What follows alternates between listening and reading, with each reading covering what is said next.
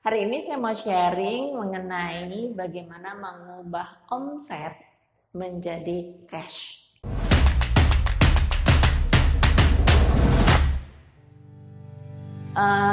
Kita udah tahu sama-sama, mungkin kita samain lagi apa yang dimaksud dengan omset ya.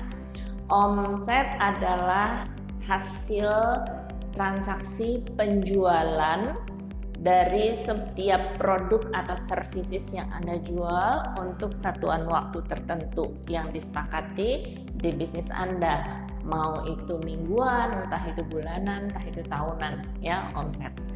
Nah, kenapa saya hari ini ambil topik omset menjadi cash?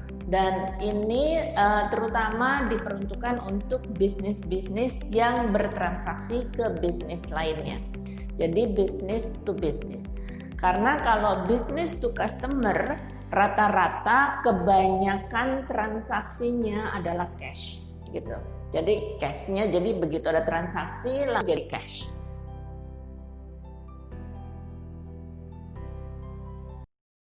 Selama ini banyak pemilik bisnis yang datang ke saya dengan berbagai permasalahan bisnis yang kesannya buntu. Namun setelah kita mendiskusikannya dan menemukan akar masalah, ternyata banyak alternatif solusi yang dapat dipilih untuk menyelesaikan masalah-masalah tersebut. Kali ini saya membuka 2 slot konsultasi gratis untuk 2 orang pertama dengan cara klik link di kotak deskripsi. Tapi kalau dari bisnis ke bisnis, sering terjadi ada periode tertentu untuk pembayaran. Ya, jadi lagi-lagi tergantung jenis bisnisnya, bisnis to bisnis juga, yang pembayarannya itu baru terjadi setelah delivery-nya selesai. Nah, terutama untuk bisnis yang bukan delivery barang jadi, ya, delivery service, delivery produk dan service. Misalnya saya jualan kaca dan pemasangannya gitu kan ya. Jadi yang pasti saya harus kirim kacanya, pasang kacanya, serah terima pemasangan, baru penagihan ya. Setelah penagihan berhasil pun belum tentu uangnya langsung masuk ke dalam cashnya kita. Pasti ada periode perjanjian pembayaran berapa hari dari penagihan dikirimkan. Nah, jadi di sini kata kuncinya adalah bagaimana membuat omset ini sesegera mungkin menjadi cash. Tentunya di situ ada periode. Di periode ini ada beberapa transaksi. Satu, transaksi yang pertama adalah transaksi jual beli yang tadi disepakati. Ada nilai yang disepakati, ada delivery time yang disepakati, dan ada payment time yang disepakati. Setelah transaksi itu terjadi, delivery-nya. Delivery ini harus memenuhi standar yang disepakati tadi. Ya. Standar yang disepakati dalam hal ini adalah standar materialnya, quality material, jadi ada serah terima material tentunya. Kemudian ada jasa pemasangan material. Ya. Nah, dari sini itu harus disepakati dan ada bukti tanda terima kedua-duanya. Baru kita bisa membuat penagihan dengan lampiran tanda terima tersebut. Ya, dari tagihan baru jadi uang. Nah, di sini kata kuncinya adalah disiplin. Setiap mengirimkan barang atau material memberikan tanda terima dan harus ditandatangani oleh si penerima sah yang berwenang untuk tanda tangannya diakui. Nah, setelah barang diterimakan, pemasangan tentunya butuh waktu periode pemasangan, kemampuan tim Anda untuk memasang dengan baik dan benar hingga hasil pemasangannya memenuhi syarat yang disepakati. Nah, pemasangan ini juga butuh waktu dan tentunya setelah pemasangan lagi-lagi perlu memberikan bukti pemasangan kepada orang yang diberikan kewenangan dari pihak pembeli untuk ngecek hasil pemasangannya, mengiyakan bahwa pemasangannya sesuai standar, baru kemudian kedua belah pihak menandatangani dokumen serah terima pemasangan bahwa pemasangan diterima sesuai standar kualitasnya, sesuai waktu dan lain-lainnya. Ya, kedua dokumen ini sangat penting. Karena kedua dokumen ini setelah ditandatangan akan menjadi lampiran untuk penagihan Anda, untuk dokumen tagihan Anda.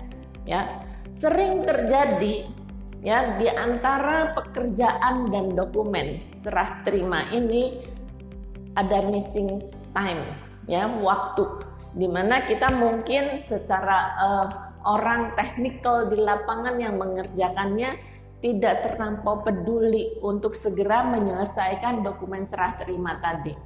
Ya, ketika dokumen serah terima tadi sudah dilengkapi dengan tanda tangan baik dan benar, pastikan setelah balik ke kantor ada yang menyerahkan kepada orang bagian penagihan untuk membuat dokumen tagihan yang dilampirkan dengan dokumen serah terima tadi. Ya, di sini banyak sekali perusahaan yang di dalam proses ini berlarut-larut hingga penjualan tadi, omset, tidak segera menjadi cash. Ya.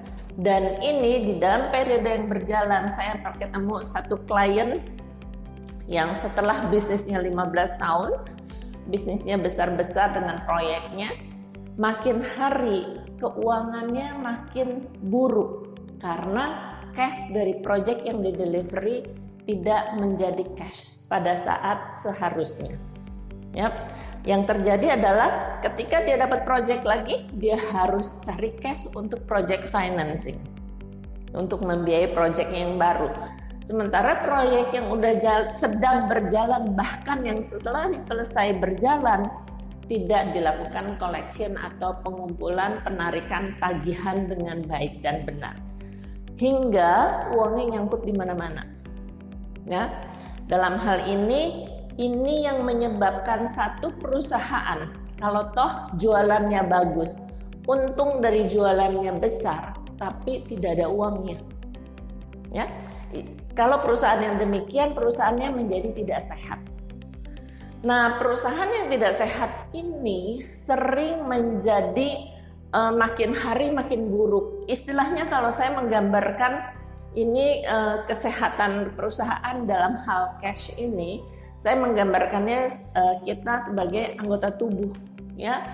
Kalau tidak ada darah merah baru yang terbentuk, tentunya tubuh kita makin hari makin buruk kesehatannya. Demikian juga keuangan di kantor, ya. Jadi kalau di perusahaan, cash ini adalah darah barunya.